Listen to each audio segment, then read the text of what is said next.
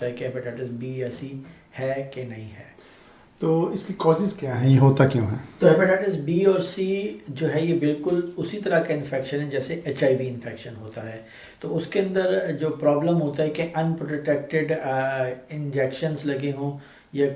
جو انجیکشن کا نیڈل جو ہے پہلے کسی اور مریض نے یوز کی جس کو ہیپیٹائٹس بی سی یا ایچ آئی وی تھا, تو اس کی نیڈل جو ہے نا وہ آپ کے اوپر یوز کی گئی ہو, تو اس سے ہو سکتا ہے کبھی کبھار اگر آپ کو خون کی ٹرانسفیوژن کی ضرورت پڑی اور وہ خون کا ٹرانسفیوژن کا جو بیگ ہے اس کے پراپر فل ٹیسٹ نہیں ہوئے پہلے سے اسکریننگ ہی نہیں ہوئی, تو ہوتا ہے جو کہ آج کل کے زمانے میں زیادہ تر ملکوں میں ایون پاکستان انڈیا کے اندر بھی ٹیسٹ کیا جاتا ہے. اب یہ کہنا ممکن نہیں ہے کہ 100% کیا جاتا ہے یا نہیں کیا جاتا, مگر ویسٹ میں 100% جو ٹرانسفیوژن دینا ہوتا ہے اس کو پہلے سے ٹیسٹ کیا جاتا ہے.